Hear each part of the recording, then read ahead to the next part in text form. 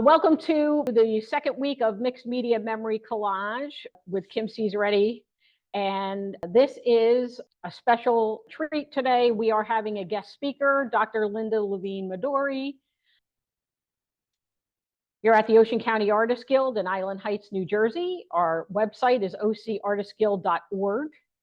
We're located in beautiful Island Heights at 22 Chestnut Avenue. The main number here is 732-270-3111. And if you need to reach us by email, the email address is info@ocartistguild.org. Welcome to the Artists Guild. This program is made possible by the Creative Aging Initiative Grant, which was made possible by funds from the New Jersey State Council on the Arts, a partner agency of the National Endowment for the Arts.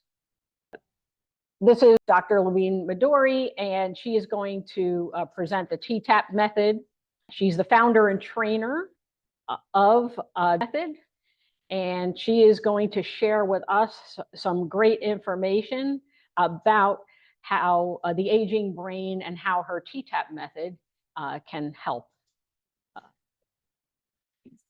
Well, welcome. Thank you for coming. It's a gorgeous day in August. It's probably one of the nicest days we've had so far. I have a lot of initials after my name, and I'm going to tell you a little bit about myself first, and then I'm going to tell you and speak to you about how and why I developed this TAP method. I know that Kim said TTAP. Many people say TTAP. I pronounce it TAP method. It's a little ironic to me because I'm dyslexic, so spelling has always been difficult for me, but actually the TAP method stands for Therapeutic Thematic Arts Programming. I actually was an artist my entire life. I went to school for a master's in therapeutic recreation. I don't know how many people have heard of that. Good.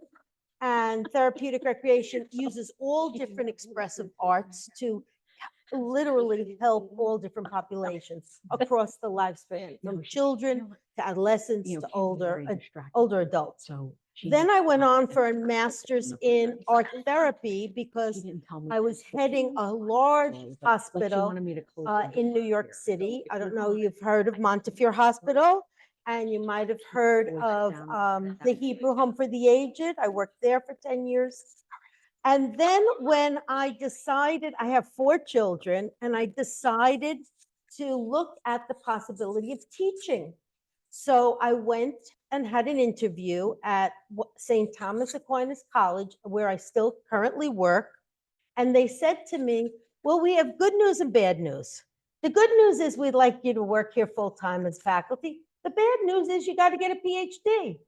And I said, what? I have 2 master's degrees. And they said, well, there's a ratio. We want to keep our faculty with having PhDs. And this actually really pushed me into a path that lasted for 15 years. What basically happened was I said, okay, I'll go for the PhD. They said, you have 6 years to start. So I started after 2 years. But my journey to the PhD was an interesting one, because when I went to NYU, I was interviewed and they said, well, what would you like to study? And I said, I'd like to study something I've witnessed. And I don't know if any of you have heard the story of Erik Erikson, who did the Piaget, and Erik Erikson, who did the developmental levels of children to adult. That was all because he witnessed it with his children. Well, what I witnessed over the 15 years that I was a therapist was that as you do creative work, you become more inspired cognitively, verbally, and intellectually. I witnessed that people who had mild Alzheimer's disease, if they were in a group and they came weekly or daily, they were able to speak better. So in this interview for my PhD, I said, I would like to actually study how art affects the brain. And this was in 1996. I actually graduated the PhD in 2006. It actually took me 10 years. And what I studied was just that. I looked at over 100 and I think it was 126 residents who lived in 6 nursing homes in New York State. And I looked at them from the first day they went into the nursing home to the 365th day they were there, the first year that they were in the nursing home. But very interesting, the people were diagnosed, this was the criteria. You had to be diagnosed with some form of Alzheimer's disease, but on no medication. Now, don't forget, this was like the early 2000s. Nowadays, I explain to people, I don't think you could even find that captured audience because so many people are on different drugs. But I had a pure group of people who were just diagnosed with Alzheimer's disease. And what I did was I looked at that person, how much did they actively engage in art, in music, in poetry classes, because in fact, in nursing homes, and you might not know this, some of you probably do, we have to take statistics on everything that you get involved with.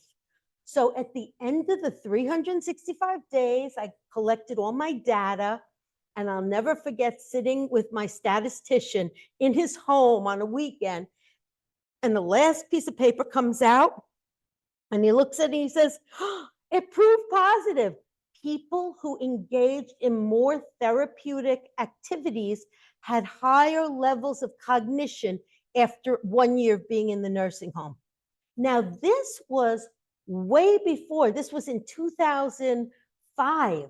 So this was really a decade before Yale, NYU, Harvard started researching that in fact our brain has neuroplasticity. Have you heard of that term? I'm sure some of you have, right?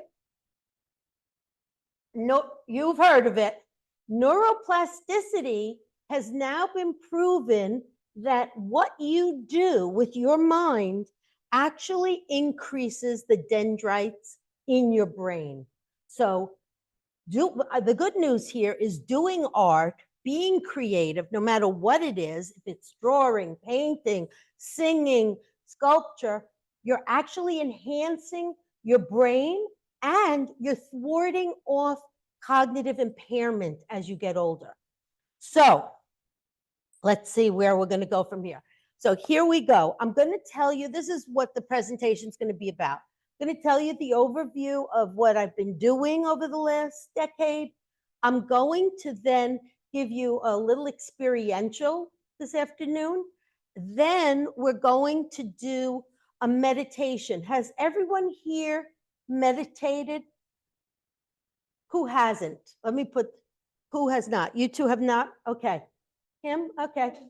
All right. Well, I have a CD that I'm going to put on. It's my voice. I created it. And it's a 25-minute meditation. You're going to do it right in your chair. Just close your eyes. If you feel uncomfortable with closing your eyes, you don't even have to close your eyes. And then after the meditation, we're going to do an art experiential of what came up for you in your mind's eye. Okay? So that's the outline. Yeah. Well, can you relax? Well, that's all I'm going to ask you to do. Okay, so what happened in my history was when I finished the Ph.D., I was asked to speak at the American Aging Society, and in the audience was the publisher of Health Professions Press, and she came up to me and said, you have to write a book on this. And so it was like, oh, I have to do a PhD. Now I have to write a book. If I had a bibliography, I'd say God made me do it, because I said, okay, I'll write a book. So that's what I did. I wrote a book. I actually looked to bring you a book, but I'm all sold out. I have none even in my home here. I live in Brick, New Jersey. So unfortunately, I don't have a book to show you. But as I started, literally, when I published the book in 2007, I started a course at the college, St. Thomas Aquinas College. I created a course on the TAP method. So my second and third year students learn how to do the TAP method. and then they implement it during their internships. And I, at the college, am the director of what we call the Program of Creative Arts in Mental Health, which is such a wonderful title because now we realize that arts really do keep us well. And in fact, even if you are not so well, something happens to you, your art could be your way out of feeling emotionally upset, cognitively impaired. Physically, I went through my own knee replacement last year, and I did a lot of art sitting at a table from knee replacement surgery. So art can be a way out of health issues. I started trainings and traveling around the world. And I don't know if any of you have heard about this, but I actually received a Fulbright scholarship in 2007. And then in 2009, I had 2 Fulbright scholarships. The first one, I went and taught this methodology in New Zealand and Australia. And the second Fulbright scholarship I taught in England, Paris, and Finland. So this method has been taught around the world because, in my mind, it's important and simple. And you're going to see how simple it is. So what I speak to is students learning to work with people. I speak with professionals who are working already with clients. I speak to nurses who need to interact with their patients. So I actually teach the whole healthcare system about how to use activities and objects to enhance interactions. Now, one of the things I heard when I was here a moment ago is that the title of your 4-week class is Reminiscing, or Reminiscing is in the title of the class. And one of the things that I want to just touch upon is that reminiscing is a very important aspect of our lives. Why? Because first of all, as we age, we remember long-term memory forever. It's the short-term memory, the daily things. Where did I put my keys? Where's my pocketbook? I have a terrible issue when I get out of a mall. If I'm in the mall shopping with my daughters and my children, my grandchildren, I'm like, where did I park the car?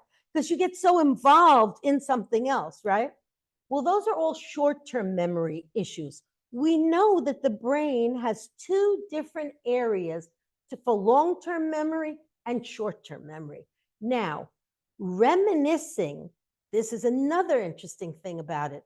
When your brain thinks about the past, they have actually hooked people up to biofeedback machines and have found that the brain, it's okay, which is a good moment to turn your phones off if you haven't. I know my phone was. So where was I? The brain, when you reminisce about something in your past, thinks you're doing it again. So what happens is that the endorphins, the feelings of feeling good, come up and are created in your body.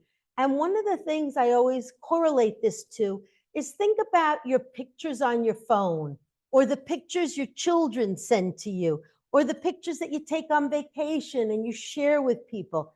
Doesn't it make you feel good to sort of revisit your own vacation? That's why there's actually chemicals that are facilitating this feel-good feeling. Plus, it's stimulating your brain. You've all probably heard the term, use it or lose it, right? Well, use it or lose it can be as simple as talking to people during the day, going out and grocery shopping and saying hi to the person behind you or the cashier in front of you, or coming here and being social, coming to a class. That's what's stimulating your brain. So what is the TAP method? Well, this is what happened. This is another short story. I was teaching at the college, art therapy and therapeutic recreation, And my students kept saying to me, once they graduated, they call me up and say, Dr. Levine-Madori, I'm now working with children. What do I do with them? Or I'm now working in an assisted living. What do I do? What activity? And I found myself saying over and over again, use a theme. Like this is the month of August. What could be a theme in the month of August? What happens in August? Swimming is a good theme. What else? The pool. Vacation. What other words can we use? Barbecue is a great one. Family, get-togethers, parks. Okay, so these are the beach. So these are all the themes that can guide the students and the therapists to interact with their patients. So for instance, with a park theme, I had a student do something beautifully. She brought in paper, those red and white paper table covers, and she brought in a picnic basket, and she brought out hot dogs and hamburger rolls and hamburgers, and literally had a picnic on the unit that she was working on. Now, of course, this all had to be dietetically approved, but it's a nice theme to talk about. What did you do in your picnic? What was your favorite picnic? Did you ever have an unusual picnic? Go somewhere unusual. So what the TAP method does is it shows individuals, healthcare individuals, how to use objects or themes to take off and do an activity with. So for instance, and I have here for you, we're going to hand these out in 1 second. I just want to say that the TAP method, my first book, had 9 different steps to it.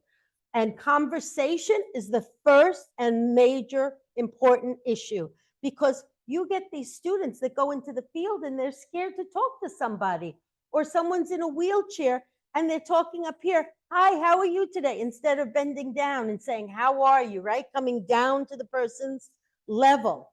So here you see the 9 elements that I started with was painting, drawing, music, sculpture, phototherapy, words, and where's my my glasses? Oh, phototherapy to make collage work. So I used all the basic 9 creative arts to structure activities.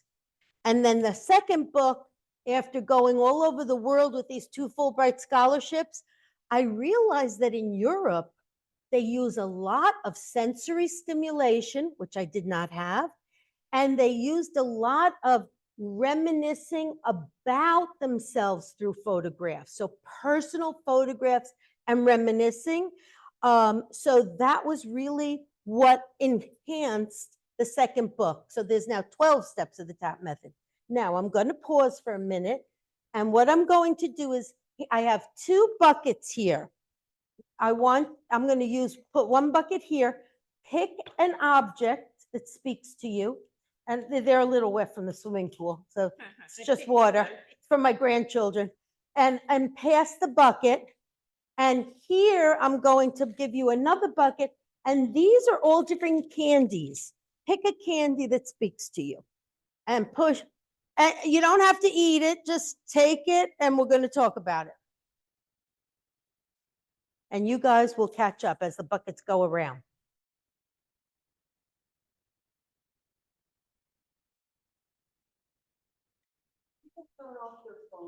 Yeah, there's ringers and dinging going on. Can everybody make sure their phone is off? Take the volume off, yeah.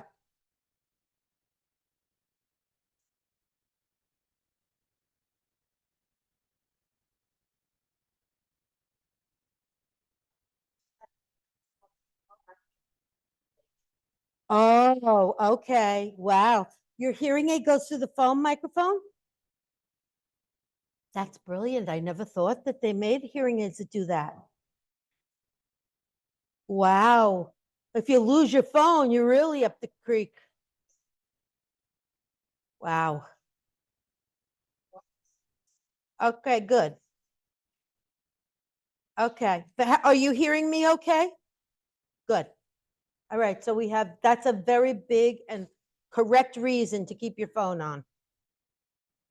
I'll tell you a little while this is going around, a commercial, I call it, when I talk to my students, I say, okay, we'll have a commercial break. I was in an audience as a special presenter, and there was at least 300 people in front of me. And I said to the individuals, just like I'm saying to you, I'm talking about the TAP method. And I said to them, okay, now we're going to do a meditation. And you can close your eyes or you can keep your eyes open, whatever you want. And this one woman in the middle, like 3 seats up, is just looking at me the entire 20 minutes. And she's looking around. And I thought to myself, wow, she's really not connecting with the meditation. And then afterwards, she raises her hand and shares with us that she's deaf and she reads lips. So she was staring at me to wait for me to start talking again because she couldn't hear the CD play. So it's interesting. You never know who's in your audience, right? Okay, all right, well, let me bring the bucket to the front row here so that you guys can pick something that speaks to you. Quickly. We don't want to take all day. We have 3 more people to go. Okay, good.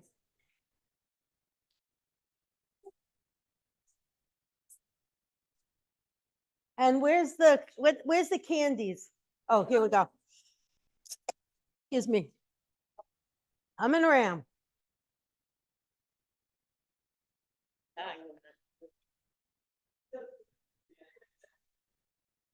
Okay, this is what I want you to do. We have one more moment.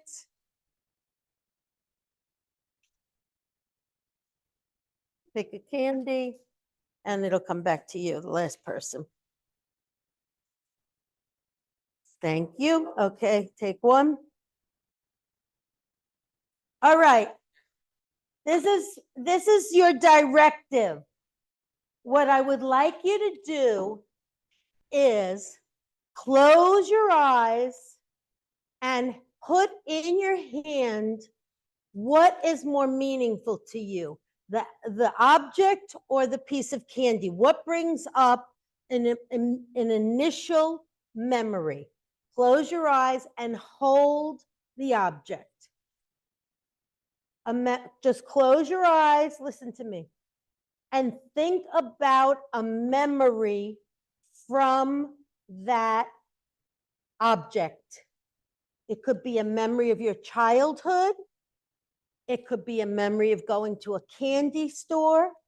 If you have the object in your hand, somebody might have a car. The object, you might think of your car, your first car as a young adult, or you might think of your car that had a flat tire the other day. I want you to think of the memory, the first memory that comes up. Who is in that memory with you? And how old are you in that memory? Are you a child? Are you a young adult? Did this memory happen yesterday? And when you have a memory, and if you don't, that's okay. Don't worry, this isn't a test. When you have your memory, open your eyes. Okay, now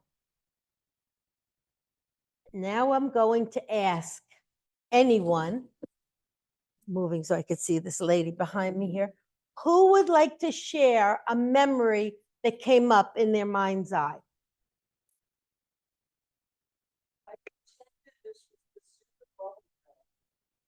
And I closed my eyes and thought of my brother and I opening the bazooka, and there's these little comics, and we used to collect the comics. You turn this to her? You want to turn the camera to her? Okay. Yep. Go ahead, pay attention, I'm sorry. The bazooka.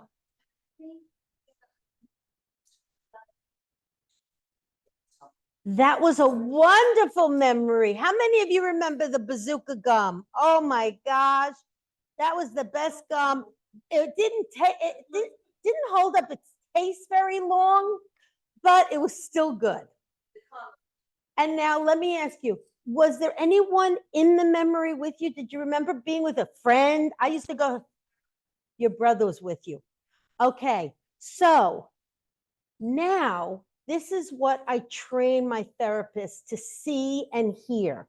She's already given us a bit of information just in that memory. What, can anyone pick up what information she's given us already that we now know about her? She has a brother.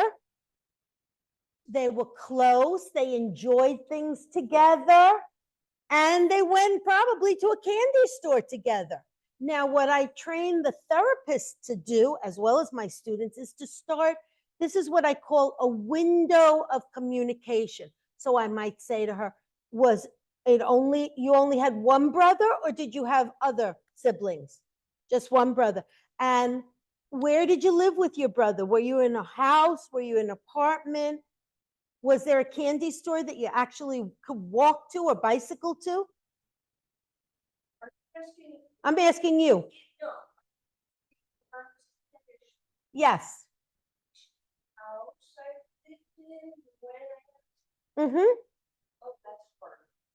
Okay, but you can make it up.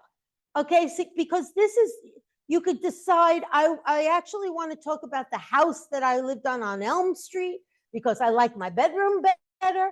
Or you could talk about the house on Russell Place because that bedroom I had to share with my brother. So what this is all about, it's not being correct.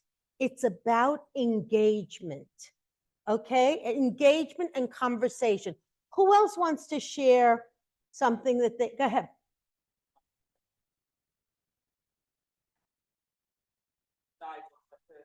Oh. Oh, we're sorry for you.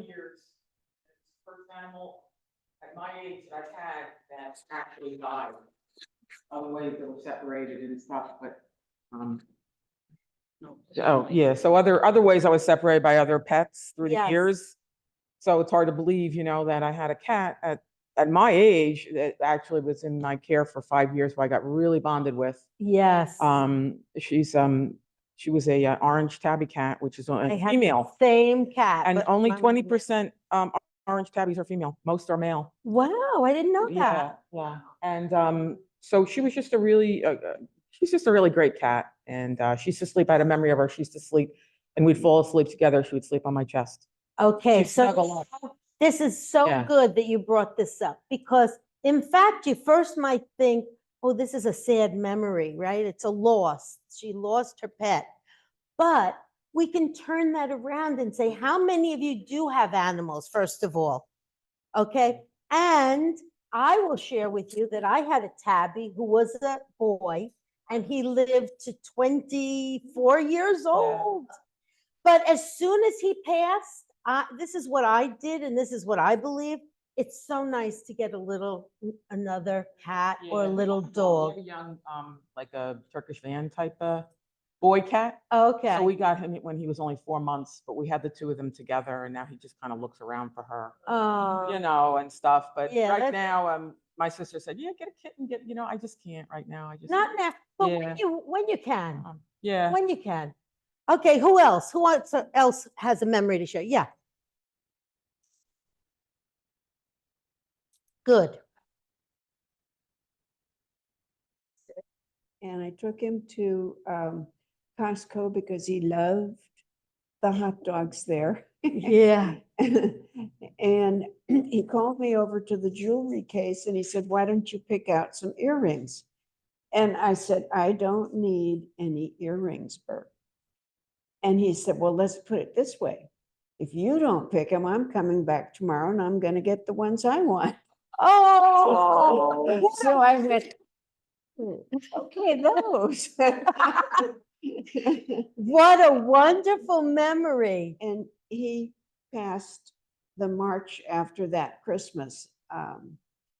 But when I saw this little diamond in there, I just grabbed it, and it's reminding me of a very happy time. Wonderful. That's a wonderful memory. Thank you for sharing that. What a wonderful husband. That's a great memory. Who else? Who else has a memory they want to share? Yeah. I was a candy striper in high school, and my mother was the head of food services at that same hospital, candy striping in. And she would always wear blazers, to work every day. And she always had pins. She has lots and lots of pins. I have most of them still, most of her pins. But she has a silver shiny elephant. I picked a silver shiny elephant. It's a little bit big to wear as a brooch. And I'll tell you, that elephant hangs in my living room, but my grandson wanted it, who was over this weekend. He was celebrating his 3rd birthday. So the elephant came down from the light that it hangs on. I have an affinity for elephants. So you have to have it back. I do. I do. I am going to ask for it back. It's a 3-year-old. Okay. So is there anyone else who wants to share before I go on? I'm going to move on. Okay. Thank you for sharing. So what we are seeing is that depending on the neuroscience of your brain, whether you're a well child, whether you're a child with autism or ADD, you have a child with a developmental disability, or you are a completely normal, healthy individual, this methodology has now been proven to stimulate conversation and also gives the therapist a window into their world because they don't know the people that they're sitting in front of. And that's a very scary thing. Oh, how do I get to know this person? Because, here I am, the therapist, and I'm sitting in a nursing home or I'm sitting in a hospital. This is a way of interacting with your patient. So I'm going to move on here. And the other thing that I experience, and this is, I think, a beautiful picture. The family gave me permission to use this. It's actually in my book. The person on the right is the same person as the individual photographed on the left. And you can see the difference in her demeanor. When I met her, she was sleeping over her walker. Why? Because in the nursing homes, if individuals aren't stimulated, they end up slowly deteriorating, going to sleep more, and having shorter lifespans. How many of you have people who have been in nursing homes or the elderly? Okay, so you're all experiencing this.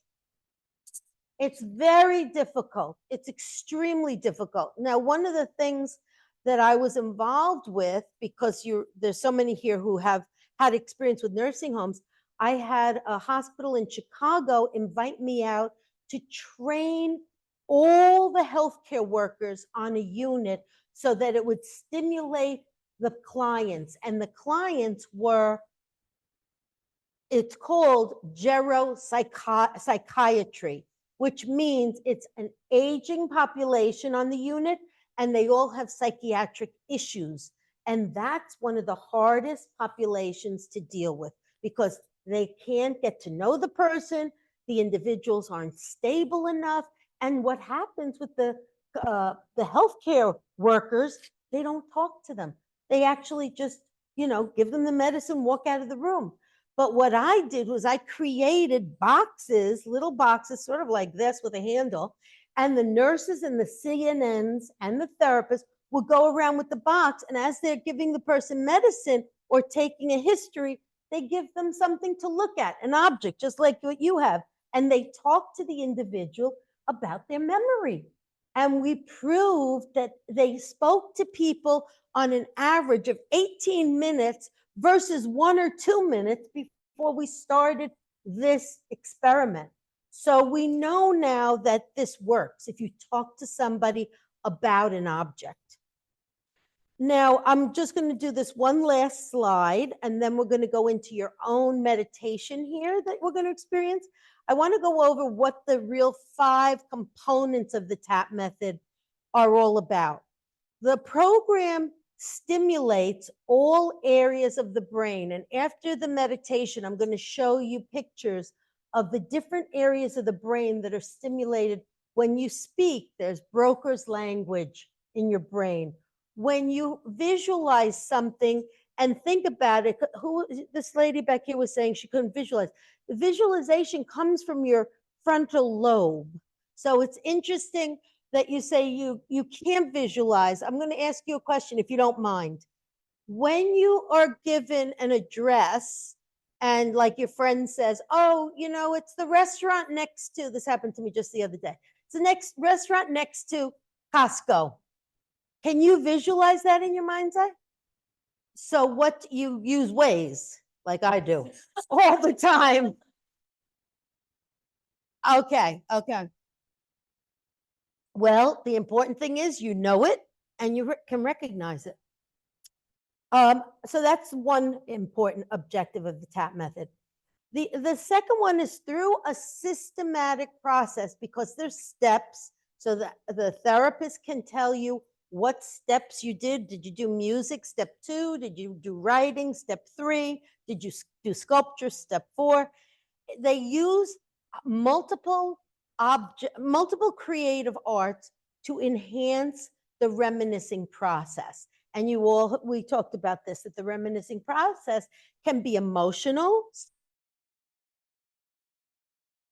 stimulation, like the cat. It can be social, like the bubble gum with your brother. It can be cognitive, mentally thinking about something, like going for the jewelry. These are all the domains of our psyche: emotional, social, cognitive, and physical. The other thing is, and I think I've seen this happen more and more, and you probably would see this in this group if we continued on for a few days, you create a support system because of what you share. You start to know people on a different level and a deeper level than just sitting next to them. And I'll give you an example of something that happened in New York City. I was at NYU Art Therapy Association, and there had to be, oh my God, I don't know, maybe 200 people. They were standing room only. And I gave out little umbrellas. You know those umbrellas that you used to put in a cocktail and they put maybe a cherry on it? Well, those are wonderful for me to travel with, because, you know, a box can have 500 of these objects. So everyone got an umbrella. And just like I did here with my grandchildren's toys, I handed out the umbrellas and I said, okay, think about what it reminds you of. If you don't have a memory, it's okay. But after, when you open your eyes, who did you think of? What did you think about? And 2 women in the middle of the room, halfway down, both raised their hand. And the first woman says, I got a pink umbrella. And immediately I thought about how I have gone through cancer and I have come out the other end and I am a survivor. And the woman next to her was raising her hand and said, yes. She says, I have a pink umbrella too, and I survived breast cancer. And these women literally, I get goosebumps telling you this, because they hugged each other. You know, there was a support that immediately built up, and how random that 2 people got the same umbrella, the same color, and came together like that. So these interesting things can happen as we talk about objects. So it's a feeling of support, a feeling of knowing yourself and knowing someone else. The other thing is that the TAP method actually increases the time the patients are in programming and the time my students or my interns spend with people. We now know that if you're, and people who have had older people in their lives and watch the aging process, the most important thing is to be with them and have activities, right? So if you know what you're going to do and the person gets involved in it, it's called the flow state. They start, and all of you actually who will probably participate in painting or drawing or even today's activity, you're going to see how you might lose time. You might say, wow, that went fast, or I wasn't thinking about what I had to do this afternoon, or, you know, that doctor's appointment that's nagging me, I didn't even think about once. You know, I feel good. So those are the real goals of the TAP method. And that's what's been proven over and over again. And actually, I've been invited to speak in Ohio in January of I got the email and it said January 2025. And I thought immediately, wow, they're going way out with time, thinking that we were still in 2023. I thought this was 2 years out. But for me, time is going by so quickly. I can't believe we're in 2024 already. So I said, oh yeah, it's just next January. It's coming soon. So I'm speaking at the National Children's Hospital about using the TAP method with children. And as you see, I've given you a brochure. If you want to contact me, my contact information is there. But we have shown that the TAP method helps therapists working with autistic children, because I don't know if anyone has an autistic child or knows someone, they enjoy and can interact over objects, less about speech. So this is a methodology that can be used in that regard. Any questions, comments? Yeah.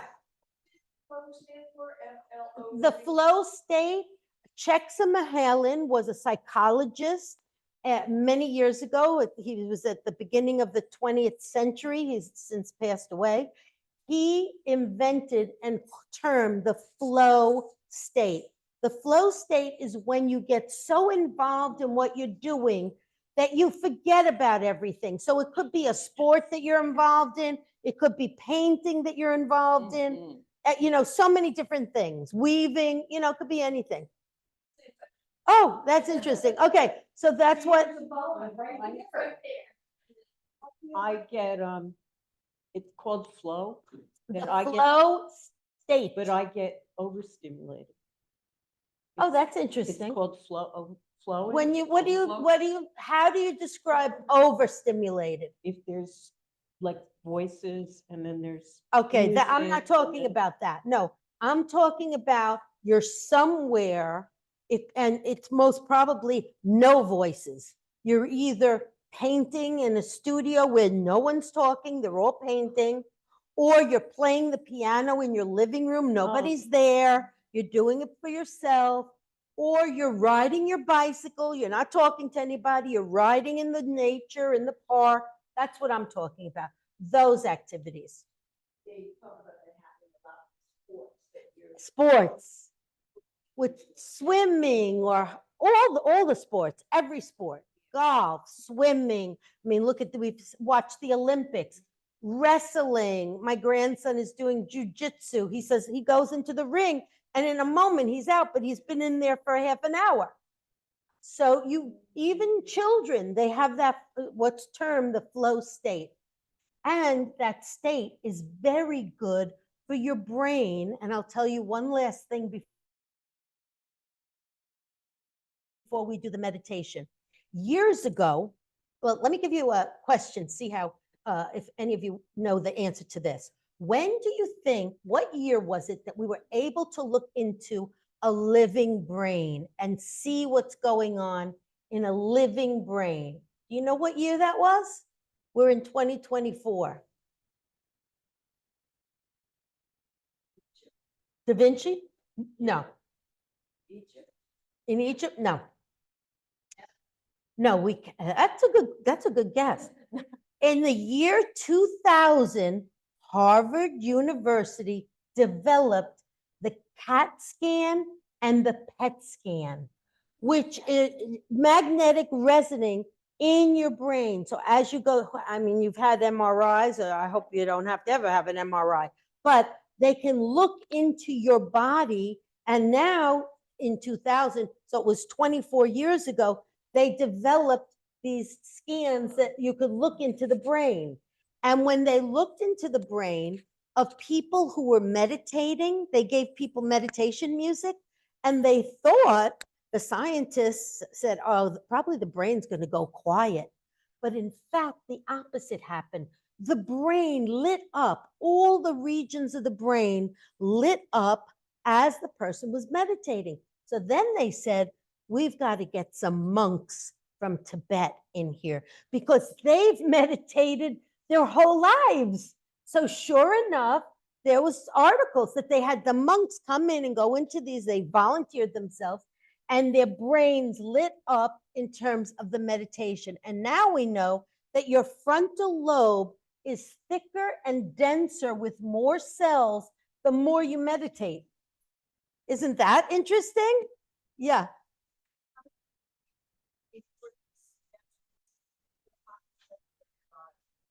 What about it?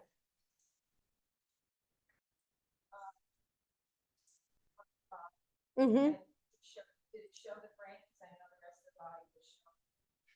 Yes, I don't have a slide of it, but there are, I don't have, this is just one PowerPoint that I sent here, but there is a beautiful slide that you can actually Google.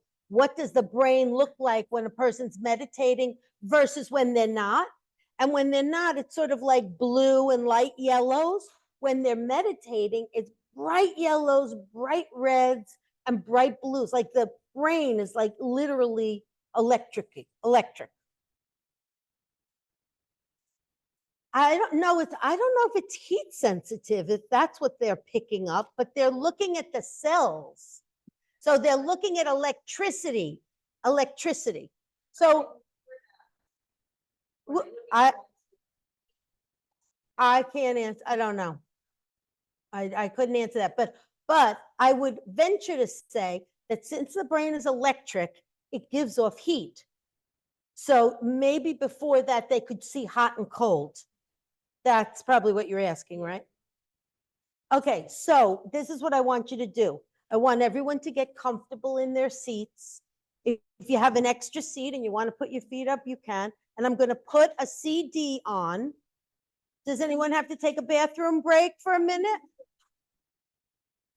I'll give you 5 minutes to get up, stretch, and we'll do a bathroom break.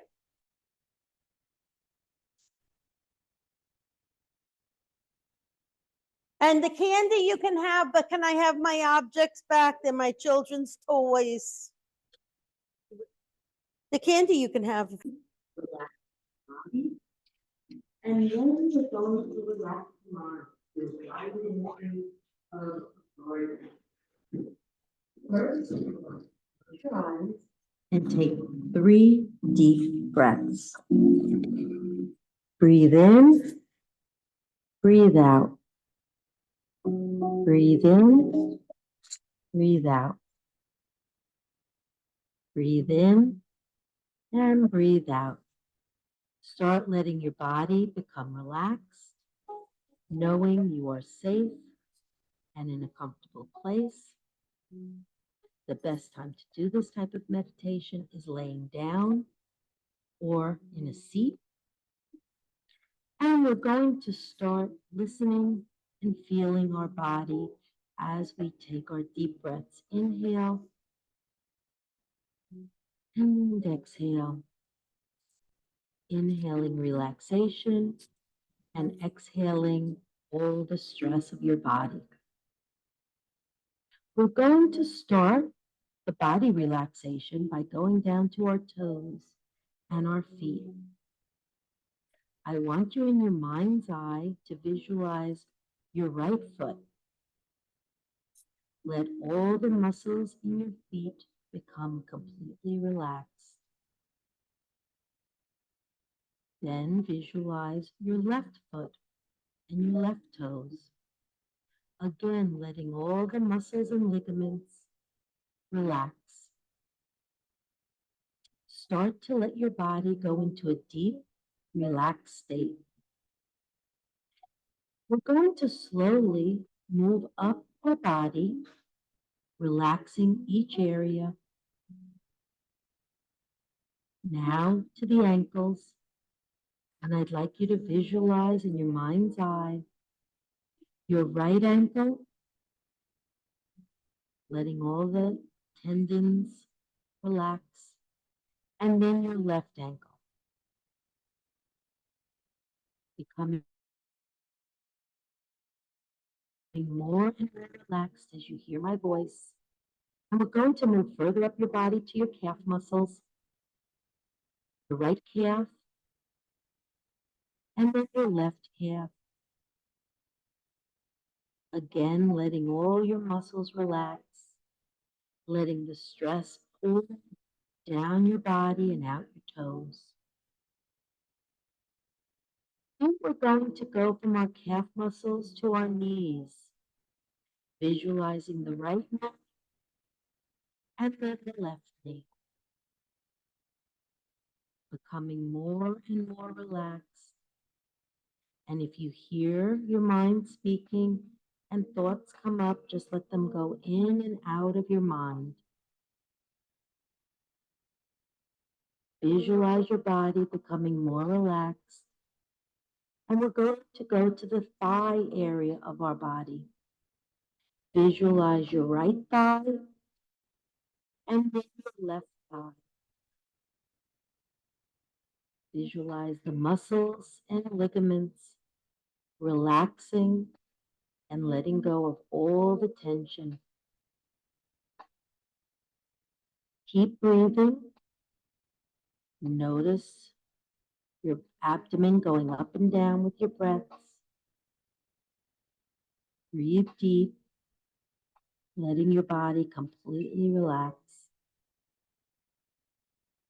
Then I want you to visualize going to your spine. Visualize, if you can, a warm or cool, soft, comfortable towel being placed at the base of your spine.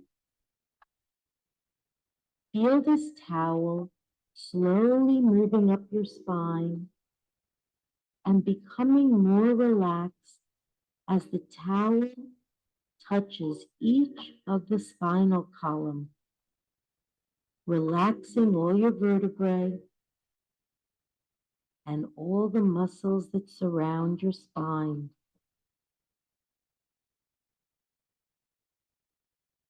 Your back become more relaxed.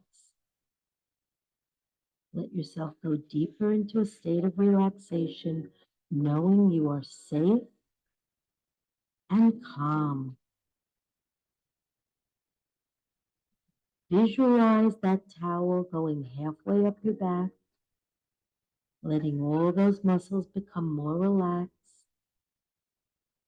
And then visualize that towel going right up to the nape of your neck.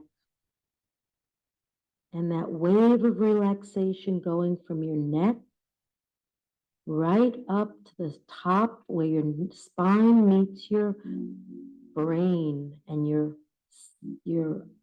head. Feel your neck become more relaxed. If you want to move your neck from the right to the left, go right ahead, letting those muscles and ligaments relax, feeling that flow of relaxation go right up your neck. And if you want to roll your neck around, forward and backward, feeling yourself more relaxed, moving that wave of relaxation across your shoulders, the right shoulder, and then the left shoulder.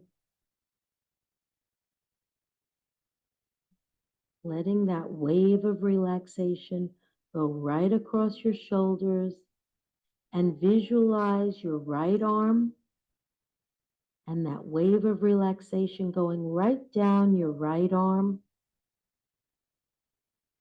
And then visualize that wave of relaxation going down your left arm and moving the relaxation to your wrists and your hands, letting all the muscles relax. Breathe in breathe out. Let a full flow of relaxation go through your whole body like a wave flowing through the ocean, starting at your toes, working your way up your legs and your thighs, to your spine and your neck, your shoulders and your arms, working its way through your hands and letting your body feel completely relaxed. Let the flow move through your head, relaxing your brain and your mind. Now I'm going to take you on a guided imagery, and your mind clear of all thoughts. I want you to visualize, if you can, 3 steps in front of you. The steps can be made of wood or stone. They could be made of rock or sand. But visualize yourself stepping up to the first step, becoming even more relaxed, taking that second step up, again, more relaxed, and then the third step. And as you reach that third step, in front of you is a beautiful garden gateway. This is your special place. And this gateway can be made of anything that you visualize. It could be glass. The gateway could be covered with flowers. It could be made of wood or made of crystal. This is your special gate. Now you're going to go walk through your gate, leaving behind any thoughts, any concerns. And as you go through your gateway, you enter a beautiful garden. The grass is greener than you've ever seen. The flowers that surround you are full of color. Maybe you can visualize the tulips, roses, yellow daffodils. Maybe there are lilacs growing off the trees.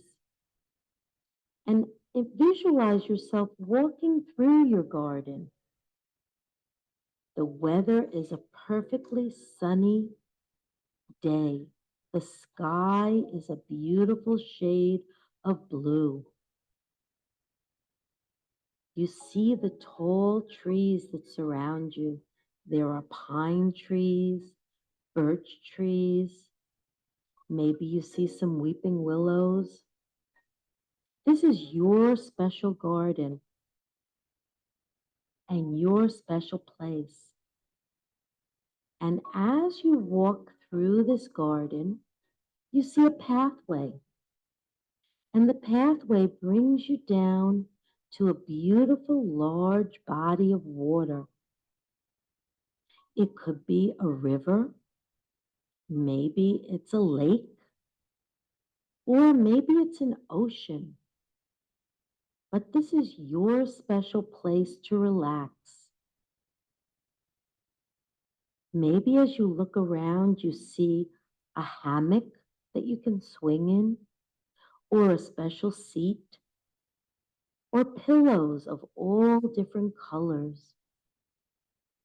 Visualize yourself sitting down and becoming completely relaxed, letting your mind go of all thoughts, and just sitting and listening to the silence for the next 10 minutes.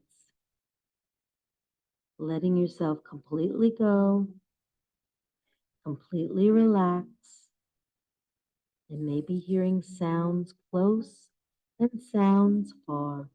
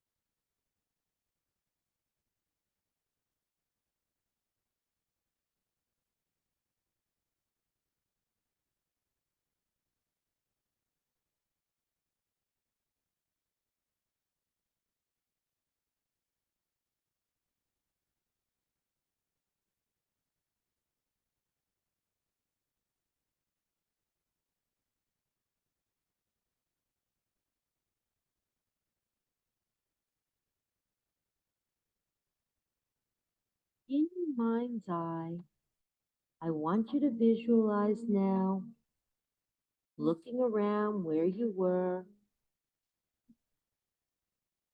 What body of water were you next to? Where were you? Feeling completely relaxed, you're going to bring all these feelings of relaxation back into your reality.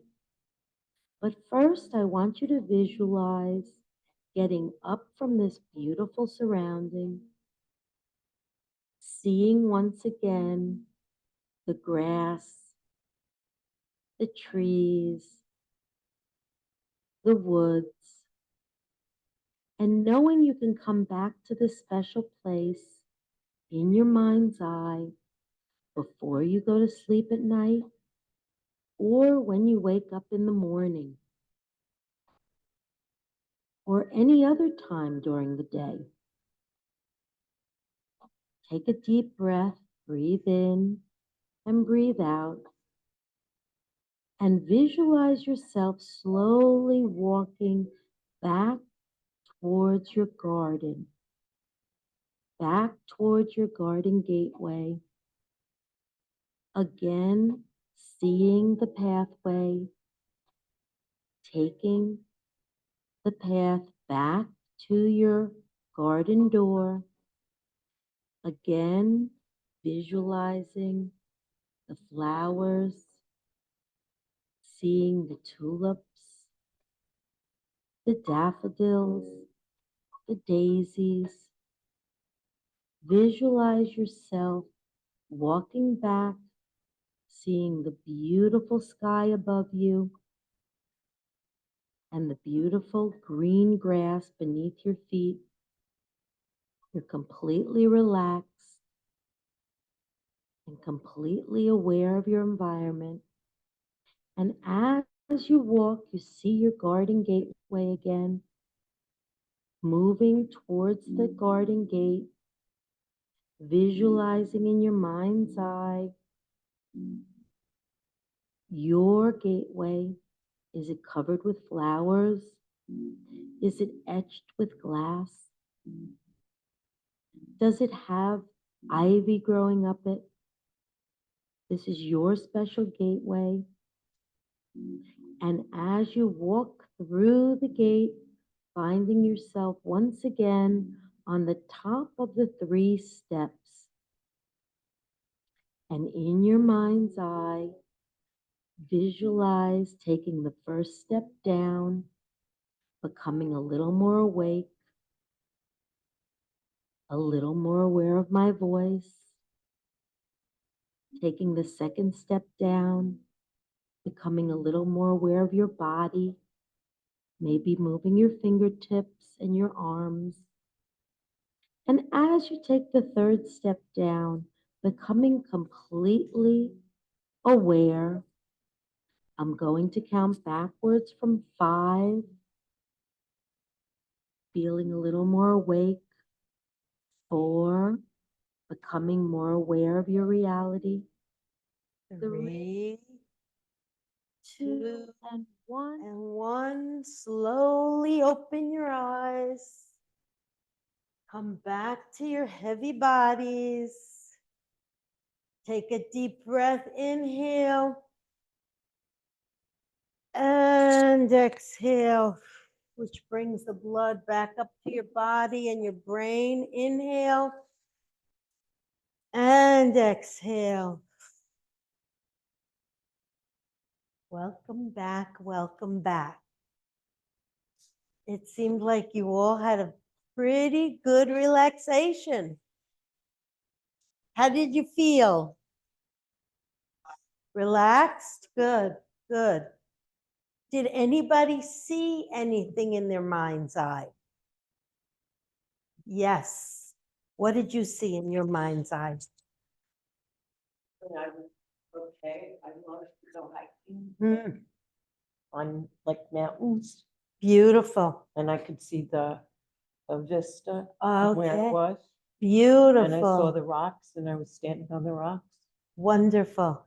Well, what I'm going to ask you to do is use that to actually create something that you want to either draw or use your oil pastels and create and just use color if you didn't see anything, but you have a feeling about yourself relaxing. Did anyone else see something in their mind's eye? How did you do, by the way? You were relaxed. I was looking at you. Well, so it's telling us to look at gardens and like, so I couldn't picture any of it, but I ended up thinking about, my sister has a house in the Poconos Nice. on a lake.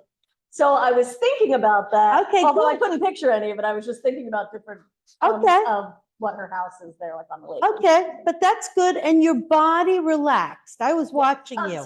So while I'm thinking, then all of a sudden I'm like, oh wait, I'm totally not paying attention to what is going on in the. No, anything yeah, in the and I background. I'm like, forgot to say that. so You like, go really, back to when you said like, go back to, think about the body of water you're by. I'm like, wait a minute, what am I supposed to be doing? I should have said that. I really always try to say, if I'm telling you that there's a body of water or a pathway, you can see something very different and that's okay. And I didn't say that this time. I'm sorry, I forgot. But it didn't matter what I said, really. It's about getting into just a relaxation stage. What about you? Did you see anything in your mind's eye that you can share? It was hard because I was thinking about like gardens, they were talking about gardens and being in gardens. And I've been on so many garden tours and, I have a big yard, and it was so hard for me to actually visualize any gardens. But so I've been to Deep Cut Gardens lately, up in middle, it's like near Middletown. Okay. And so I was like, all right, I'll just use that because that's the most recent one I've been Okay. in. So I kind of can I can kind of visualize. It could be a that one. fantasy too. Right. Well, then towards the end, I started to think about my own yard and like how I would want it to actually look. Like Great. recreating Recreate your 'cause own I have a lot of plants, but they environment. need to be redistributed And yeah, reorganized. like I haven't had a lot of time to do planting, like, Yet, you know, yeah, dividing and separating and that kind of stuff. So, wonderful, so good, yeah, it was good. hard. You needed a lot of imagination for that, like to go on that trip to the, like, it was all visual. But it doesn't, there's visualizing, no so- right or wrong. Right, but it like, oh, okay, I have to visualize is like, okay, it's like I have to think of all these visual things that Well, to, it's like, called, visualize. it's called guided imagery because you're listening to a Right. voice guide you. That's Yeah. what it's But about. then you have to make Just the relax. images. But you don't have to have them exactly, Right. which was my fault. I'm not saying that. I reminiscing at my house in Arizona in my backyard. Beautiful. The plant I loved and that only bloomed for a couple of days a year. But that's what the plant and the colors of yellows and pinks and. Beautiful. Lovely. With those cactus that Cactus. bloom. I saw that once. Yeah, Beautiful. and I miss that and Yeah. it just resonated. Good. And you know what? Your brain thinks that you were actually back there. You were like time traveled back. I always time travel. Good. I time travel in my sleep. Yeah. Good. So maybe you want to try to draw something like that. Okay. Wonderful. Does anyone? Yeah. Well, you know, I'm a friend. Yeah. Got to the visualization. Uh-huh. I found myself relaxing and it was like, it wasn't that I could control, it wasn't, I let go, you know? And when you let go, did your tremors slow down? Yeah. Because I found that with patients I've worked with, Yeah. that this meditation, this guided imagery relaxes the neurological system. So your tremors stop or Yeah. slow down. No, it's really, it really, and then when we were coming back, I was like, it started. You could feel it again. Interesting. Well, I do want to tell everybody at this moment, I have these CDs with me. I'm selling them for $5. That's what they cost me to make. So if anyone is interested in purchasing a CD and bringing it home and listening to it, I actually have problems sleeping at night and I listen to guided imagery, not my own, but somebody else's. And I find it very relaxing.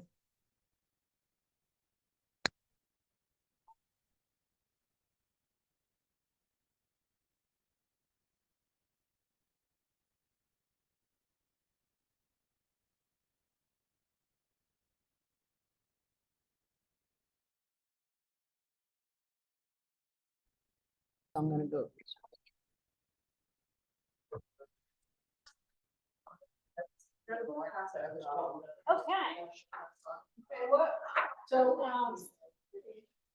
So We're gonna resume. yeah, what I want to do is just summarize. Can I get your attention for a minute? I'm going to summarize for the presentation that we're recording, and then we'll stop it, and then we'll go and you could share your artwork. You want to do that like that this way? We want to summarize the recording. So what you see in front of you is this image of the brain and what areas of the brain are being stimulated when listening to meditation and music, your frontal lobe and your temporal lobe, which is right next to your ear. Then, why isn't it going to the next slide?